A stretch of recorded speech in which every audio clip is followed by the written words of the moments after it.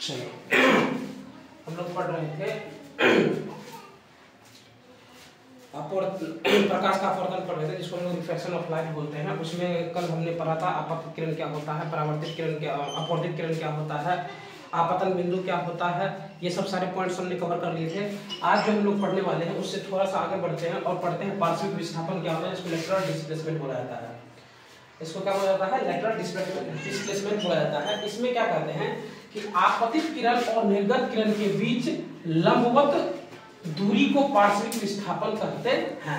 मतलब आपतित किरण और निर्गत किरण के बीच जो लंबवत दूरी होगी उसी को हम लोग क्या कहेंगे, पार्श्विक विस्थापन कहेंगे। जैसे एक एग्जांपल के लिए समझो कि मान लो ये कांच की सिल्ली है, ये कांच की सिल्ली है, यहाँ से हमने किरण डाला, इस पे किरण डाला और ये क्या हुआ कि इसको जाना चाहिए, इस प्रकार से जाना चाहिए था, लेकिन ये क्या किया कि हल्का सा इधर मुड़ा और फिर ये इस प्रकार से चला गया। तो कहने का मतलब इन दोनों के बीच कुछ ना कुछ तो दूरी होगी, है ना। इन दोनों के बीच जो दूरी होती है उसी को हम लोग क्या कहते हैं, पार्श्विक विस्थापन कहते हैं या लेटरल डिस्प्लेसमेंट बोलते हैं। लेटरल डिस्प्लेसमेंट या पार्श्विक विस्थापन भी कहते हैं, ठीक है। तो ये था हमारा पार्श्विक विस्थापन। चलो इसमें एक चीज तो क्लियर नहीं हो पाया कि निर्गत किरण किसे कहते हैं।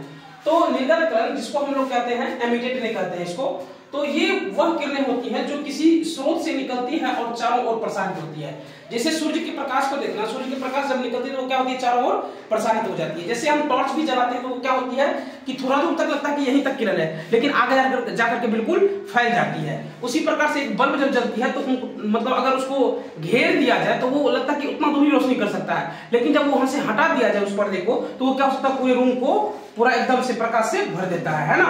तो इसी प्रकार से तो ये वो वही किरण है जो क्या कहते हैं, जिस स्रोत से निकलती है वो और चारों ओर क्या होती है, प्रसारित हो जाती है। उसी को हम लोग क्या कहते हैं, निर्गत किरण कहते हैं, ठीक है ना। तो इसी में निर्गत किरण का यूज किए थे और ये निर्गत किरण हम कल नहीं बताए थे, इसलिए अभी तुमको बता दे रहे हैं, ठीक है। आगे है अपवर्तनांक क्या होता है, इसको हम लोग रिफ्रैक्टिव इंडेक्स या RI कहते हैं। शॉर्ट फॉर्म में इसको हम लोग RI कहते हैं। तो इस किसी माध्यम की प्रकाश की किरण की दिशा बदलने की क्षमता को उसका अपवर्तनांक कहते हैं। किसी माध्यम की प्रकाश की किरण जो होती है उसके वो जब अपना दिशा बदलती है तो उसी को हम लोग क्या कहते हैं, अपवर्तनांक कहते हैं, ठीक है, या रिफ्रैक्टिव इंडेक्स कहते हैं। या फिर ऐसे कह लो कि किसी माध्यम का अपवर्तनांक शून्य में प्रकाश की चाल और उस माध्यम में प्रकाश की चाल के अनुपात को कहते हैं। किसी माध्यम में प्रकाश की चाल और शून्य में प्रकाश की चाल के अनुपात को ही हम लोग क्या कहते हैं, अपवर्तनांक कहते हैं या रिफ्रैक्टिव इंडेक्स कहते हैं। या फिर ऐसे बोलो कि RI बराबर शून्य में प्रकाश की चाल बटा उस माध्यम में प्रकाश की चाल। यहाँ से कुछ न्यूमेरिकल्स बनेंगे जो हम मतलब होगा तो कल इसके बारे में डिस्कस कर लेंगे, यहाँ से न्यूमेरिकल भी डिस्कस कर लेंगे। कहीं कहीं पर देखना कि यहाँ पर हम शॉर्ट फॉर्म में RI लिखे हैं, यहाँ पे C लिखे हैं और यहाँ पे CM लिखे हैं। तो CM कहने का मतलब ये होगा प्रकाश का उस माध्यम में चाल, और C कहने का मतलब ये हुआ कि शून्य में प्रकाश की चाल कितनी होती है ना। तो इस प्रकार से कहीं कहीं पे ऐसे भी लिखा रहता है कि RI बराबर C बटे CM, तो एक तरह से ये भी लिखा रहता है, ठीक है ना। तो शॉर्ट फॉर्म में हम लोग ये यूज करते हैं RI बराबर C बटे CM, यानी कि शून्य में प्रकाश की चाल बटे उस माध्यम में प्रकाश की चाल।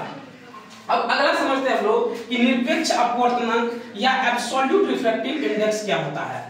निरपेक्ष अपवर्तनांक या एब्सोल्यूट रिफ्रैक्टिव इंडेक्स क्या होता है। तो वायु का अपवर्तनांक लगभग 1 है। हम जानते हैं कि वायु का अपवर्तनांक क्या है, लगभग 1 है, और इसलिए व्यवहार में वायु की अपेक्षा किसी माध्यम के अपवर्तनांक को उस माध्यम का निर्वात या शून्य की अपेक्षा अपवर्तनांक, जिसे निरपेक्ष अपवर्तनांक भी कहा जाता है, के बराबर माना जाता है। कहने का मतलब वायु का अपवर्तनांक लगभग 1 है, और जब ये व्यवहार में लाते हैं तो क्या होता है, वायु की अपेक्षा अगर बात करोगे तुम तो उस माध्यम में प्रकाश की चाल क्या होती है, शून्य हो जाती है, या निर्वात या शून्य की अपेक्षा अपवर्तनांक, जिसे हम लोग क्या कहते हैं, निरपेक्ष अपवर्तनांक भी कहते हैं। और ये क्या होता है, उसके बराबर माना जाता है, ठीक है ना।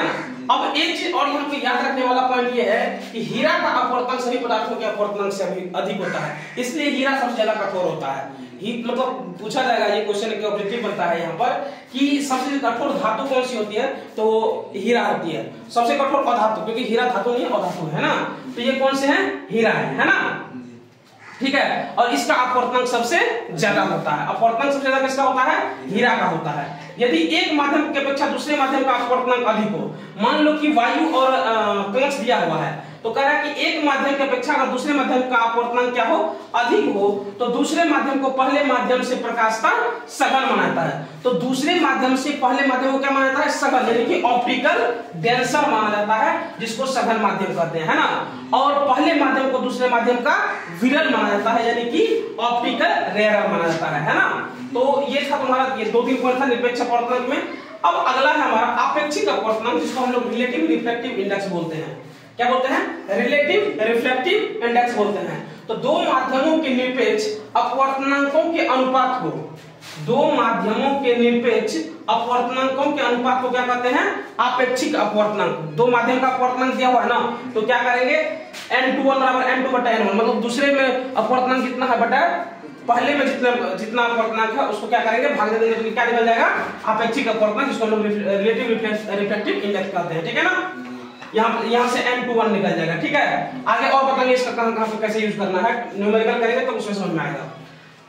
अब आगे है हमारा अपवर्तन के नियम, लॉज ऑफ रिफ्रैक्शन क्या होता है, तो इसको हम लोग समझ लेते हैं।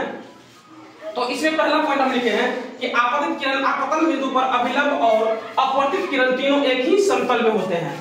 ध्यान से अगर तुम परसों वाले क्लास ध्यान से अगर देखा हुआ तो आपतित किरण आपतन बिंदु, ध्यान से देखना कि यहाँ पर एक हमने लाइन खींची थी, यहाँ पर एक आपतित किरण थी, है ना, और अभिलंब था, है ना, और क्या था, अपवर्तित किरण था।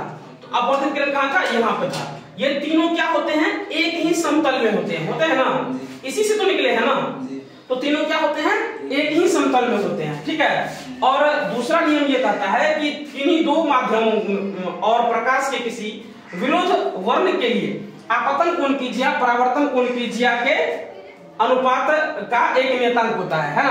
आपतन कोण की ज्या परावर्तन कोण की ज्या का अनुपात एक नियतांक होता है। जैसे साइन, ज्या मतलब होता है साइन, ज्या को इंग्लिश में लोग साइन बोलते हैं, इसलिए मतलब ये जो आपतन कोण की ज्या है, मतलब आपतन कोण के साथ साइन आई बनता है ना, और अपवर्तन कोण के साथ क्या बनता है, साइन आर बनता है ना।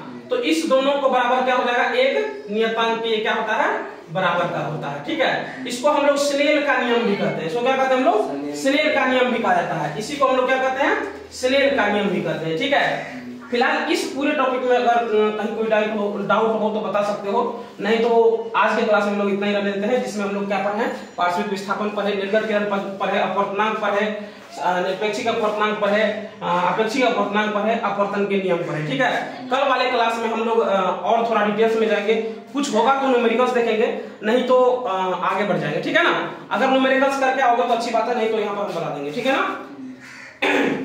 प्रकाश के अपवर्तन का अब हम लोग ये सब लेंगे कि प्रकाश के अपवर्तन का दैनिक जीवन में क्या उपयोग है ना, इसको भी हम लोग डिटेल्स में डिस्कस करने वाले हैं। ठीक है ना, तो फिलहाल आज के लिए इतना ही रहने देते हैं।